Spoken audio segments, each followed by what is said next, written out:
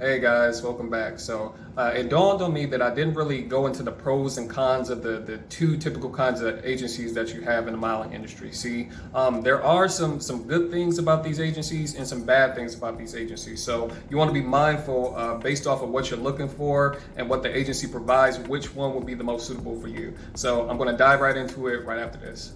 And as always, guys, if you're finding value in this content, please don't forget to hit that share button, ding that notification bell, hit that subscribe button, like, comment, just so we can keep engaging and keep learning from each other. So let's get to it.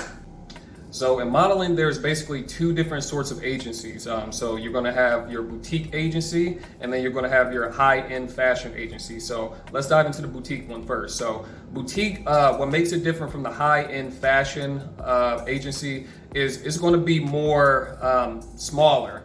It's going to be focused on developing newer models and then also working closely with more developed models. There tends to be, 30 to 50 models on the board at times, and then there tends to be not that many bookers. Whereas, I'll get into the different sorts of dynamics when it comes to higher end fashion modeling agencies. But typically with the boutique, it's smaller, it's more close knit, it's more family oriented.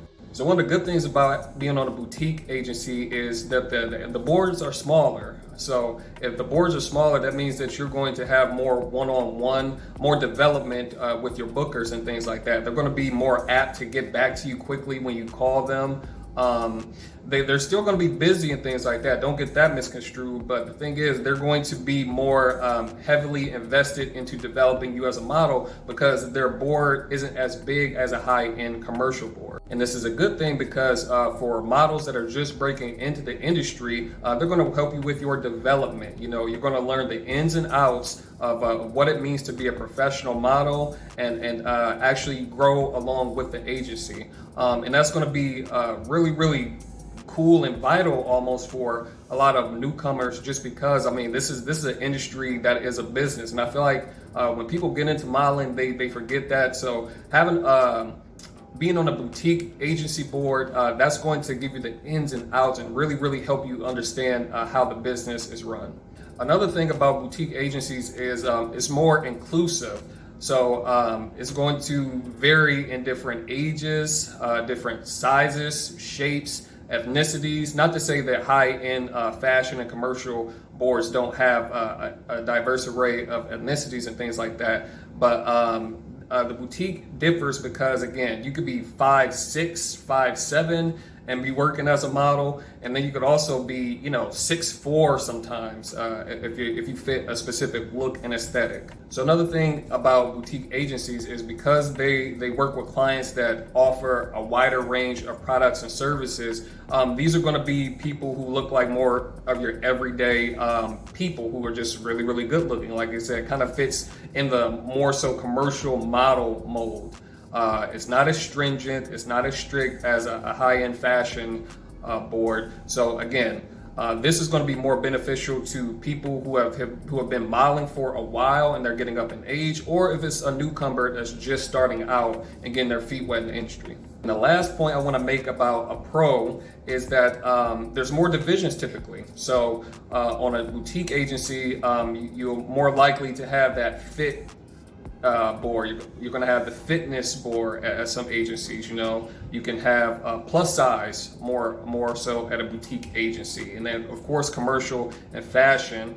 You have lifestyle, you have catalog. It just covers more diverse ranges of looks and different clientele because, again, they have a more broader range of clients. So one of the things that I didn't understand when I was first starting out and I was a young pup in the game was I was one of these models who wanted to represent higher end brands and things like that. I wanted to model for Givenchy, Yves Saint Laurent, Gucci, these sorts of brands, that are typically high fashion. They're very, very strict. So one of the drawbacks of being on a boutique board is they're not going to have those top end clients that has the budget to cover, a very, very expensive shoot and then pay their models that well. So when you think of the supermodels, they tend to be the models that are on the high-end fashion boards, so boutique, they don't delve that deeply into it, but there's still like a better longevity in a career on a boutique board. And to piggyback off the point I just made, so if you're talking about high-end fashion brands, like I discussed, the pay with a boutique agency and their bookings is going to be relatively lower than that of a high-end fashion brand. So you have to go into this kind of understanding what each offers. So those are basically the pros and the cons of boutique agencies. So now let's talk about the high-end fashion agencies. So in addition to booking those higher-end jobs with not only the high-end fashion houses and the brands like American Apparel, Gap, Ralph Lauren, you can also, there's different avenues that they go about actually scouting their models. So a big thing that a lot of these high-end fashion agencies are doing now is they're going on TikTok. They're going on Instagram. They're looking for influencer models as well. And not to say the boutique agencies also don't look for influencer models, but the agents that are working with the high-end fashion brands, they want to find the next face. They want to find the next young person that's going to make that agency a lot of money, that has like a certain personality, a certain look, a certain aesthetic, so that they can shop them off to those high-end clients. So obviously, when we think about supermodels, they are going to be on this board, So the likelihood of you becoming a supermodel, I'm not saying that it's great, but it's more of a likelihood that you become a supermodel being on a high-end fashion board as opposed to a boutique agency. So with that, knowing building that relationship with your client, and really being on the ball and really treating it like a business, that's going to go a long way into you having a successful career in the high-end fashion board. And so if you're constantly booking work, obviously that's going to be a very, very, very lucrative career for you. You can become like a Garrett Neff, like a David Abaji, a lot of these guys who have been modeling for a long time, and they're still you still see a lot of them on major campaigns for high-end fashion houses, like I said, and also those American brands that I talked about as well. But the drawbacks to high-end fashion agencies are that they're very, very strict. Again, high fashion, there's certain requirements that you must meet to actually even be considered to be on the board. Generally for women, that's being 5'9" tall, all the way up to 6 feet tall. And they may give some leeway if there's exceptions to the rule, obviously. Another thing is with high-end fashion agencies, there's going to be more people submitting to those agencies. Kind of like what I talked about before. In my mind, when I first started out, I wanted to be on those high-end boards because it just looked better for me. That's what I thought modeling was. I didn't realize the other sides of it as well. So with these higher end agencies like a Wilhelmina, like an Elite, like a Next, they get submissions, thousands of submissions daily from all over the world. It's not even just in your market, it's from all over the world. So the competition is very, very stiff. So obviously with more submissions, there's going to become more models that's put on each of these boards.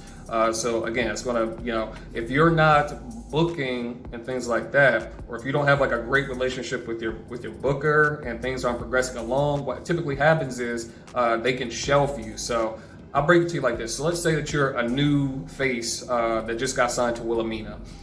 They have a certain client base that likes your specific sort of look. So what they'll do is with new faces, they will shop them out to those clients that the model fits for, right? But then what's going to happen is if the model isn't booking within those first, 3, 4, 5 castings with those blue chip clients that the agency has, what they're going to do is shelf the model or try to develop the model so that they become ready to be ready to step into the ring with the big boys. But the drawback to that is if you, it's a lot more difficult to be seen or noticed by those clients if you're shelved. So you could get lost in the sauce because again, if it's newer faces coming in each day or each week that the agency is bringing in, you can just kind of, if you're shelved, you're not really shooting a lot, you're not booking work, you know, you could get lost. You could get lost and kind of forgotten about. Another con, now this is a big one for people who have lives outside of just modeling. So with the boutique agency, they tend to be more flexible with their models as far as if they're available for work or what have you. Now, because there's a certain sort of energy and a certain sort of culture, and again, these high fashion agencies, they have higher paying clients, you know, these are the creme de la creme. They're going to expect you to have open availability as much as possible. They're going to be less understanding if things come up or if you can't make a certain shoot, certain castings, especially if you don't give them notice. I kind of talked about that in a previous video. You have to have that open line of communication with your booker, especially if you're in those on those high-end fashion boards, because they're going to be a lot less understanding. And again, with that, you can shoot yourself in the foot if you're not getting back to them and they feel like you're not being a responsible model. You're not treating it like a business. That could also get you shelved. With the higher end fashion houses or fashion boards, rather, they tend to be more high strung. Where's my damn latte? I'm just saying this from experience, you know, because I've been with a few higher end fashion boards. I just see the dynamics of the culture of the agencies. So they tend to be higher strung. Think about how it is like in Zoolander, where they have to always be on their phones. You know, they have to constantly be on top of everything because again, when people think of modeling, they think of the high fashion model. So these are the big boys who are booking the big money, the big boys and girls who's booking the big money clients, and the agencies are going to reflect that. You know, so if you're not on top of your game, that could get you shelved or worse, even dropped. All right, guys, so that was my pros and cons for both the boutique agencies and the high-end fashion agencies. Let me know if you submitted to either one of these types of agencies, how it went. You can even put in the comment section like what kind of agencies you actually submitted to and how the process went. So until next time, I'll see you guys in the next video.